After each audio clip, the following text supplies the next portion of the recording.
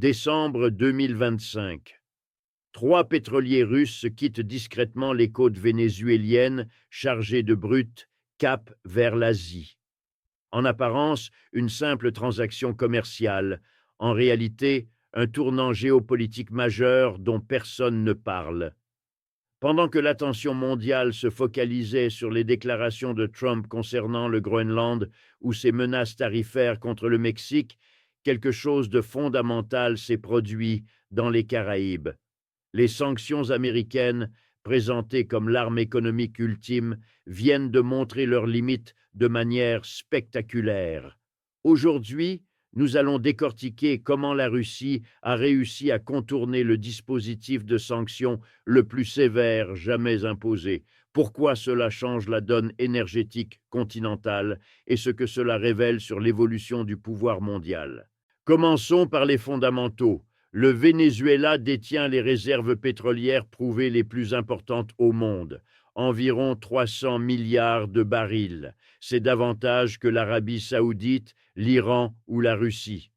Pendant des décennies, ce pétrole lourd alimentait directement les raffineries américaines du golfe du Mexique. Le Texas et la Louisiane avaient même adapté leur infrastructure spécifiquement pour ce type de brut, une relation énergétique mutuellement bénéfique.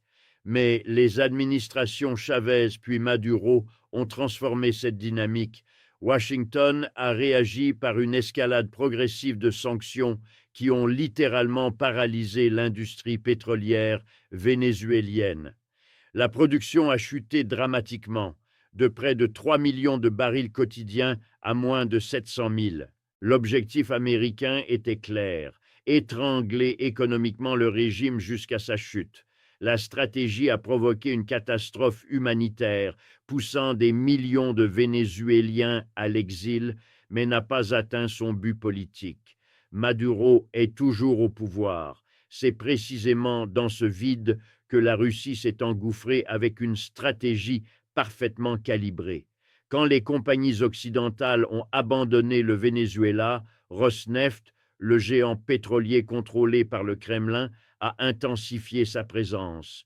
Le package russe était complet, techniciens spécialisés, équipements et pièces détachées, capacité de transport maritime et surtout des milliards de dollars en prêts remboursables en pétrole à prix réduit. Cette approche servait plusieurs objectifs stratégiques pour Moscou. Premièrement, un accès à du brut bon marché revendable avec profit sur les marchés asiatiques. Deuxièmement, une implantation géopolitique dans les Caraïbes à proximité immédiate des États-Unis.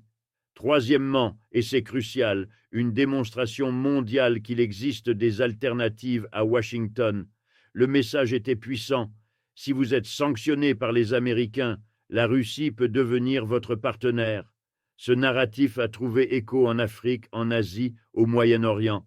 Évidemment, l'administration Trump a réagi. Entre 2019 et 2020, des sanctions ciblées ont frappé directement Rosneft, gelant des actifs, bloquant des transactions. Les pétroliers russes au Venezuela se sont retrouvés effectivement immobilisés. Impossible de charger du pétrole sans système de paiement bancaire. Impossible d'accoster dans les ports occidentaux sans risque de saisie. Washington a cru avoir gagné cette manche. Erreur d'appréciation majeure. Des sources proches du ministère de l'énergie russe indiquent que Moscou préparait méticuleusement sa contre-offensive depuis plus d'un an. Analyse minutieuse des failles juridiques des sanctions, construction de circuits financiers alternatifs contournant le système bancaire occidental, patience stratégique. Le moment choisi pour agir n'était pas un hasard. Début 2026, Trump multiplie les fronts, menaces tarifaires contre le Mexique et le Canada, discours sur l'annexion du Groenland, récupération du canal de Panama, tensions avec la Chine, une dispersion stratégique totale. Poutine a identifié cette fenêtre d'opportunité. Fin décembre, en moins de 72 heures, 3 pétroliers russes se mettent en mouvement, chargent du brut vénézuélien et mettent cap vers l'Asie. Quand le département d'État a réagi, les navires étaient déjà en eau internationale, hors de portée. Mettons-nous dans la perspective de Washington. Vous avez déployé l'arsenal de sanctions le plus lourd de l'histoire moderne. Vous avez célébré chaque saisie d'actifs comme une victoire stratégique. Et soudain, en 3 jours, votre adversaire récupère ses navires, charge du pétrole et l'expédie vers la Chine sans que vous puissiez l'en empêcher. Quelles options restent-elles? Renforcer les sanctions? Celles existantes viennent de prouver leur inefficacité. Pression diplomatique sur les pays destinataires. La Chine et l'Inde ont clairement signalé qu'elles ignoreraient ces demandes. Interception militaire, cela signifierait une confrontation directe avec une puissance nucléaire. La réponse a été rien, parce qu'il n'y avait effectivement rien à faire. Mais l'enjeu dépasse largement quelques cargaisons de pétrole. Ce qui se joue ici, c'est la transformation de l'architecture financière mondiale. Traditionnellement, les États-Unis contrôlaient le système de paiement internationaux via le dollar. Imaginons une banque unique dans un quartier. Tous les voisins dépendent d'elle pour leurs transactions. Si le propriétaire vous ferme votre compte, vous êtes isolé économiquement. C'est exactement le mécanisme des sanctions américaines. Quand Washington sanctionne un pays, il le déconnecte du système financier international. Les banques mondiales, craignant de perdre l'accès au marché américain, refusent de traiter avec les entités sanctionnées. Mais imaginez maintenant qu'un voisin ouvre sa propre banque indépendante de la première. C'est précisément ce que construisent la Russie et la Chine. Le pétrole vénézuélien transporté par ces pétroliers russes n'est pas payé en dollars. Les transactions s'effectuent en yuan chinois et roubles russes, traités par des banques à Moscou et Shanghai, totalement déconnectées du système financier américain. Un circuit fermé où les sanctions de Washington ne s'appliquent tout simplement pas. Si ce modèle se réplique à grande échelle, l'arme principale de la politique étrangère américaine devient obsolète. Les chiffres récents sont révélateurs.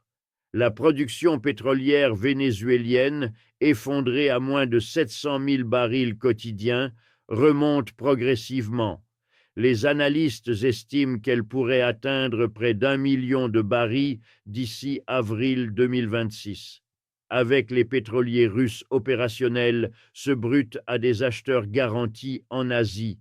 Échec complet de la politique américaine, des années de sanctions, des souffrances imposées à des millions de Vénézuéliens, mais aucun objectif politique atteint.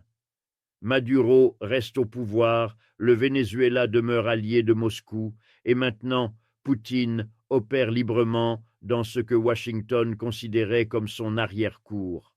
La doctrine Monroe, vieille de 200 ans, affirmait que l'Amérique latine constituait une zone d'influence exclusive américaine. Cette doctrine a justifié des interventions au Guatemala, au Chili, au Nicaragua, au Panama. Chaque rapprochement d'un gouvernement latino-américain avec une puissance rivale déclenchait une réaction de Washington. Mais la situation a radicalement évolué. La Russie maintient désormais une présence militaire permanente au Venezuela. Avions de combat russes, navires de guerre et des négociations en cours pour une potentielle base navale permanente dans les Caraïbes. Des sous-marins russes opérant à 2200 km de Miami. Parallèlement, la Chine est devenue le principal acheteur du pétrole vénézuélien, a prêté plus de 60 milliards de dollars au Venezuela et construit des infrastructures massives à travers toute l'Amérique latine. Le commerce sino-latino-américain a dépassé 450 milliards de dollars l'année dernière. Pékin est maintenant le premier partenaire commercial du Brésil, du Chili, du Pérou. Washington a perdu son monopole économique hémisphérique sans même en prendre conscience, trop concentré sur le Moyen-Orient, l'Afghanistan, l'Irak. 3 scénarios se dessinent pour les prochains mois. Première option, intensification des sanctions. Inefficace, puisque le système parallèle russo-chinois fonctionne déjà. Ce serait ajouter des cadenas sur une porte défoncée. Deuxième option, action militaire directe, hautement improbable. Poutine a défini le Venezuela comme une ligne rouge. Aucun responsable au Pentagone ne veut risquer une escalade avec une puissance nucléaire pour quelques pétroliers. Troisième option, la plus probable, acceptation de la nouvelle réalité. Présence russe permanente dans les Caraïbes, commerce vénézuélo-chinois hors dollar, obsolescence progressive des sanctions économiques, fin définitive de la doctrine Monroe après 2 siècles. Une défaite stratégique historique pour Washington, mais probablement la seule option réaliste.